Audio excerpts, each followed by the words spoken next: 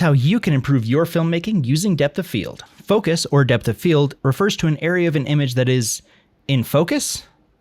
Is there a better way to say that? Look, it's easier to understand depth of field than to explain it. In short, shallow depth of field is when a subject is isolated in a frame with a blurry background, like in The Graduate or The Last of Us. This looks more cinematic to a lot of people. Deep depth of field is when more of the world is in focus, like in Top Gun or in Citizen Kane. But how do you get these looks? The first thing to consider is aperture. The lower the f-stop, the shallower the depth of field and the more blurriness or bokeh there is. Inversely, the higher the f-stop, the deeper the depth of field and the less bokeh there is. The next thing to consider is focal length. Longer focal lengths will have more compression and more bokeh, and shorter focal lengths will have less compression and less bokeh. Lastly, you need to consider how far away from the camera your subject is. Subjects further away from the camera will naturally have more depth of field than subjects closer to the camera. Now this is great, but why should you care? Depth of field tells the audience what to focus on, whether it's a single thing or a world as a whole. And also, the deeper depth of field you have, the easier it is to pull focus. There is nothing worse than being on set, having an actor give it their all, only to find out that your focus was off. And that is